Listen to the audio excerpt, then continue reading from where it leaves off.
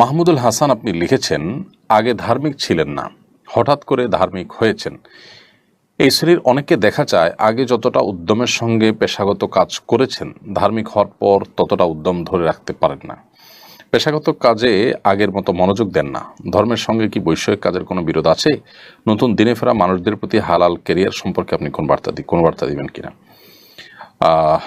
ভাই মাহমুদুল হাসান, আমাদের অনেক ভাই বোন আছেন যারা আসলে দিনে ফেরার পর বা দিনের একসময় দিন সিরিয়াসলি চর্চা করতেন না, এখন সিরিয়াসলি দিন চর্চা শুরু করছেন সব ক্ষেত্রে। এই মানুষগুলো আখিরাতমুখিতা এবং সত্যিকারের দিনদারিতা চর্চা শুরু করার পর থেকে দেখা যায় যে তারা আসলে কাজে কর্মের প্রতি মনোযোগ হারিয়ে ফেলছেন। তো এই মনোযোগ হারিয়ে ফেলাটা অনেক সময় এই কারণে হয় যে এই জাগতিক কাজ এটা আর এত সিরিয়াসনেস সাথে কী করব, এরকম একটা ভাবের কারণে। তো এরকম যাদের মধ্যে হয়, আমি মনে করি তাদের এটা ত্রুটি, তাদের এই ধারণাটা ভুল যে জাগতিক কাজ এখানে সিরিয়াসনেসের দরকার কি, বা এখানে এত সিরিয়াসনেসের কি আছে, তার চাইতে আমি কখন এবাদ করতে পারবো, তার জন্য আমি ব্যাকুল হয়ে গেলাম। এমনটি করা উচিত নয়। কারণ নবী করিম সাল্লাল্লাহু আলাইহি ওয়াসাল্লাম বলেছেন, ইন্নাল্লাহা ইউহিব্বু ইযা আমিলা আহাদুকুম আমালান আন ইউতকিনাহু। আল্লাহ রাব্বুল আলামিন বান্দার কোনো কাজে যখন ইতকানের সাথে করে, তখন সেটা আল্লাহ তাআলা পছন্দ করেন। যে কোনো কাজ করবে, এখানে আমালান আরবি গ্রামার অনুযায়ী তানবিন, এর মধ্যে ব্যাপকতার অর্থ আছে।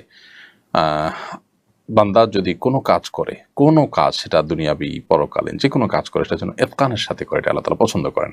ইতকান মানে হলো দৃঢ়তা, যথাযথভাবে করা, সিরিয়াসনেসের সাথে করা।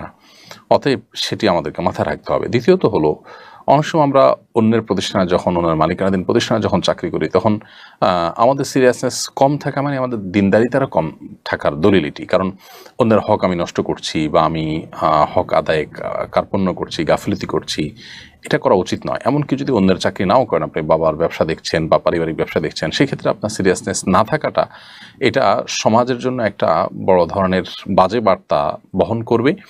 কারণ অনেক মানুষ আছে যারা দিন সম্পর্কে সঠিক ধারণা তাদের নেই। তারা মনে করবে যে দিনদারিতার পথে চলে গেলে মানুষ এভাবে ক্ষতিগ্রস্ত হয়, এবং তার দ্বারা পরিবার ক্ষতিগ্রস্ত হয়, ব্যবসা বাণিজ্য ক্ষতিগ্রস্ত হয়। তখন আপনার এই আচরণটা দিন বিমুখতার পথে মানুষকে আহ্বান করলো। তো এই সমস্ত কারণে একজন মুসলিম আসলে তার ধর্মচর্চার পর, দিনদারিতা পরিপূর্ণভাবে চর্চা করার পর, পরিপূর্ণভাবে ইসলামে প্রবেশ করার পর তিনি আরও বেশি কাজে কর্মে সিরিয়াস হয়ে যাবেন। সেটি বরং কাঙ্ক্ষিত এবং প্রত্যাশিত। বিশেষ করে সেটিকে তার দাওয়ার একটি হাতিয়ার এবং মাধ্যম হিসাবে নেওয়ার কারণে। আর অপরদিকে নবী করিম সাল্লাল্লাহু আলাইহি ওয়াসাল্লাম হাদিসে যে কোনো কাজ আমরা করব, সেটাকে সর্বোচ্চ সিরিয়াসনেসের সাথে করার যে গুরুত্ব রয়েছে, সেটার উপর আমল করতে গিয়ে এমনটি আমাদের করা উচিত। আব্দুল হাকিম আপনি লিখেছেন, কয়েকদিন পরে হিজরি নববর্ষ শুরু হবে। হিজরি নববর্ষে মুমিনদের করণীয় বর্জনীয় সম্পর্কে জানাবেন। এদিন ভালো খেলে নাকি সারা বছর ভালো খাওয়ার সুযোগ হয়, এটা কতটুকু সত্য? হিজরি নববর্ষ শুরু হলে বছরের প্রথম দিন, নতুন বছরের প্রথম দিন ভালো খেলে সারা বছর ভালো থাকা যায়, এরকম একটা কথা লোকমুখে প্রচলিত আছে, এবং একটি হাদিসের নামে একটা মিথ্যা এবং বানোয়াট উক্তিও এক্ষেত্রে বর্ণিত আছে। তো এটি আসলে একেবারে ভিত্তিহীন কথা। কোনো কোরআন অথবা হাদিসের কোনো জায়গায় এটি সাব্যস্ত হয়নি যে হিজরি বর্ষের প্রথম দিন ভালো খেলে সারা বছর ভালো থাকা যাবে। বরং এটি একান্ত মনগড়া কথা এবং ভিত্তিহীন কথা। এছাড়া হিজরি নববর্ষকে কেন্দ্র করে অনেক কুসংস্কারচ্ছন্ন বিশ্বাস আমাদের সমাজে আছে, সেগুলো থেকে আমাদের বেরিয়ে আসতে হবে। বরং হিজরি নববর্ষকে সামনে রেখে হিজরতের শিক্ষা, তাৎপর্য, সেগুলো আমরা স্মরণ করতে পারি, আমাদের স্মরণে আসতে পারে।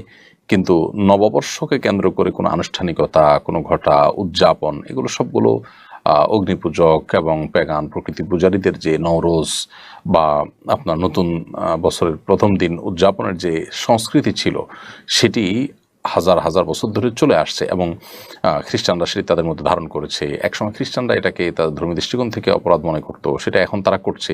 এমনকি আপনার একটা পর্যায়ে এসে এখন মুসলমানরাও সেই কাজগুলো করছে। তো বছরের প্রথম দিনকে উদযাপন করা, এটি অগ্নিপূজক এবং প্রকৃতি পূজারীদের কাজ, তারা এটি করতো। পারস্যের অগ্নিপূজকদের থেকে এটি শুরু। তো এটি কোনো মুসলমানের কালচার হতে পারে না। বিধায় হিজরি নববর্ষকে কেন্দ্র করে কোনো আনুষ্ঠানিকতার কোনো সুযোগ আসলে ইসলামের শরীয়তের দৃষ্টিকোণ থেকে নেই।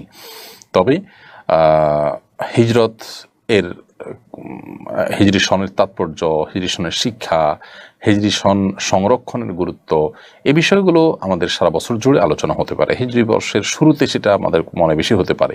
এর বাইরে আসলে হিজরি সনকে কেন্দ্র করে কোনো আনুষ্ঠানিকতা বা কোনো